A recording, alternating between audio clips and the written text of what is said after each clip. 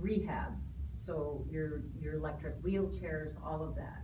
So they were gonna try and save Social Security, CMS, Centers for Medicare and Medicaid Services. They were gonna try and cut those programs to save everybody money, but what they did is they cut services. And so then this wasn't covered, this is not covered, and you've probably been through that with your wife's situation. So what my industry does is it saves the whole system money by keeping you in your home, by keeping you out of the ERs, by keeping you out of the hospital, by keeping you out of. What really drives the high costs? Exactly, but I don't know who's not getting Institutional it. setting, emergency room, those are the main cost drivers. And what's happening now is because our industry took a 50% cut as of the first of the year. We had a 25% cut, which means that your services got cut. All of my beneficiaries, and they're upset with me, and I'm like, you need to call CMS, because they're the ones that pushed this through. I went and lobbied in DC in May to prevent the second cut from going through. And it got pushed through because the Centers for Medicaid and Medicare basically said there was no problems with the cuts, and there's been businesses that went out. I've laid people off.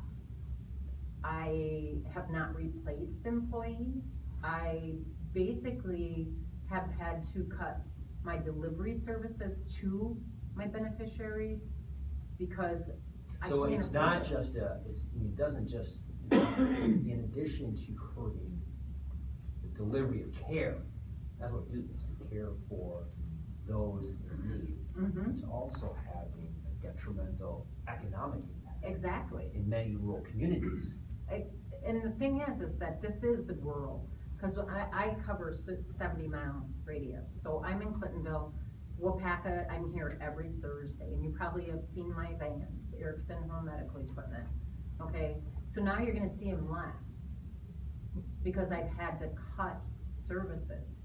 Because I can't afford to deliver a piece of equipment 70 or even 45 miles away, like someone in the city can. So they're traveling 4 blocks, I'm traveling 40 miles, and they want me to accept the same reimbursement as the competitive bid area. It's not taking a true collection of the data. costs. The cost of delivering care in a rural setting. Well, the It's a data's lot not different there. than an urban setting. The data just isn't there. So they're ignoring the data. Yes. Despite the data, Mm-hmm. to the contrary, they're moving out of that. Exactly. So, and we were, when we went to DC, basically, our purpose was to get it cut, or to get the second cut stopped. So, to allow CMS to collect the data as to how badly this was gonna affect my beneficiaries. And they didn't do it, they pushed it through. So now, my beneficiaries are like, well, what do you mean you can only come, once a month? And I'm like, I'm coming once a month, but the national suppliers, and that's what's gonna happen. The national suppliers can't keep up with the amount of beneficiaries that they're taking care of. So what's happening is you're losing services, but you're also losing access. So you don't have my store to walk into if you need a walker, or if you need, because they're going out of business.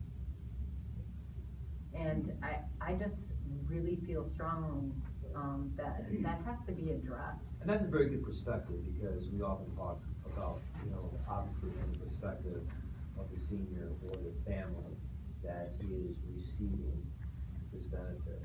But there's more to this. There's other people. It's not just the Social Security beneficiary, but there is an economy behind it. Phil, you got your hand up. She gives me oxygen. I wanna be sure I got oxygen 10 years from now. Right. If this isn't fixed, I'm not gonna have oxygen 5 years from now. That's what it boils down to. Well, and the national suppliers have already cut their services because they're dropping your equipment off and you're not seeing them for a year. So I have a respiratory therapist that comes right into the house, and I've had to cut her hours back and say, okay, now, I used to go every 3 months. She would go and check your breath sounds, check your heart rate, check all of your equipment. She's already taken people to the hospital because she got there, they had pneumonia. So that's even more, that's My worse for the industry health, and it's is- even more expensive all the way around, because then you're waiting for the problem to be worse. But my industry is service, and everybody thinks it's equipment. My industry is all about service. And when you cut those reimbursements, I can't pay a respiratory therapist. I can't pay my delivery technicians. You know, I can't pay them to come and see you and make sure that we're, you know, keeping you out of the hospitals. And you're gonna see this, but the data won't show up for at least 6 months to a year. I've already seen it since January. The referral sources can't find suppliers, and they cannot discharge a patient without that supplier getting that bed, that oxygen, and everything in their home. So they're staying in the hospital an extra night. And we all know, The American Association of Public Health has a name for what Diane is doing, it's called primary prevention. Without primary prevention, you have the disease consequences hitting the emergency room, and all hell breaks loose to the health economy. The discipline came up with a concept of primary prevention about 125 years ago. It came out of England, and it's been a cardinal cornerstone of American public health to shore up and develop primary prevention for the protracted longevity and health of the American population. And this is an example of the politicians eating our own tail. What Diane is talking about. well, the thing is, I mean, it also saves on, you know how expensive it is for medical transportation. So for the beneficiary that can't drive anymore or just has no means to get into any supplier, for a walker, for a rollator, for, you know, for any equipment, we delivered that. Yeah. And now I can't do it anymore. So I have a gentleman, and he lives in Shawano County right now, but he's like, come and pick it up. Come and pick the oxygen up, because he can't get into the doctor to be recertified for his oxygen, and it will not be paid for unless he gets recertified. And I'm like, I won't pick it up, Can't keep but doing I can't continue to run my business at a loss It's just either. it's not gonna work out. Yeah. Somehow I can't imagine that Gallagher came up with this poverty line thing on his own. And I'm wondering if in January, Paul Ryan is still the Speaker of the House and you're a member of the Democratic minority, and that poverty line thing is part of the Ryan budget. What can be done? Vote against it?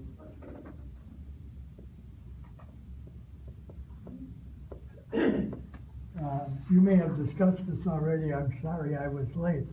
But my concern is not your position on the party platform and what people are concerned about here, mainly the Social Security situation. I know you'll do the right thing. I've met you before and I understand you, I think. But my concern is that there's too many people in this district, this being a swing district, that still believe that Social Security is not just funded by people who are working. They believe that Social Security funds, some of it anyway, is coming out of the federal budget. And I think it's important that those people remain aware that there's not one penny in the federal budget going into the Social Security program. And if people were more aware of this fact, I think you would have a better chance of picking up a lot of independent votes. And it's been my experience in talking to people, regular people, that what I'm telling you is a fact.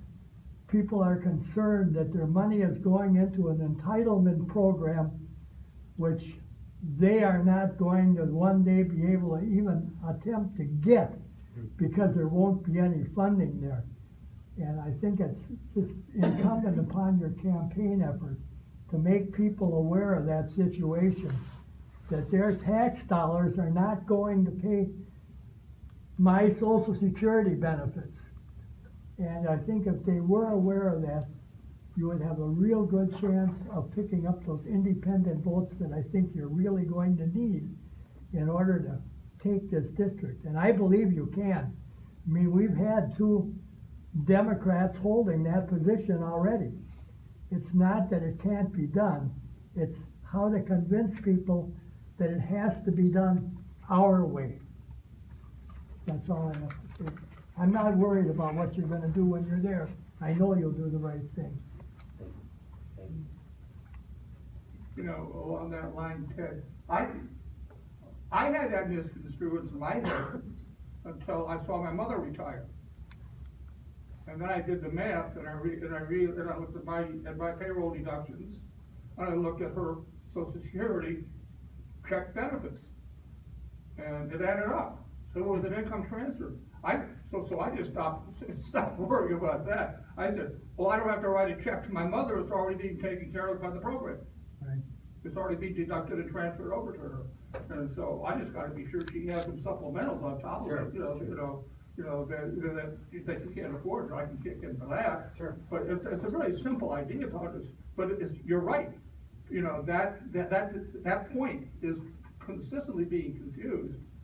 Somehow, we're not trained to think and understand that that's what Social Security was set up to do. Yeah. Dean has a jingle about it, and I hope at the end we'll have 30 seconds to play it. It's right over there by Ethan. And, Did you bring a guitar, Dean?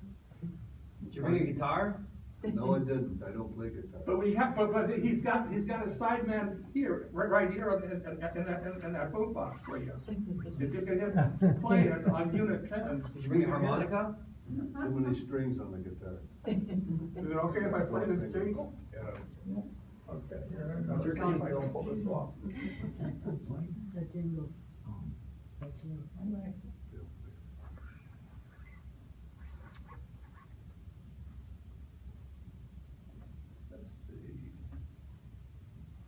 Here I thought I had it set. Lucky me. Can I bring up a question while it's done? Yes, Yeah, John. well, we'll do it in Mr. the Goodman. I'll just blast Okay, it out when I get Social to it. Security is, has their hands tied from negotiating drug prices. So they end up passing on to us whatever the drug companies want to charge. We are Wisconsin citizens, we think it's only fair. Each person has a right to affordable health care. Oh, people, can you surely see? Lower price prescription drugs are good for you and me. Brought to you by Waupaca Democrats.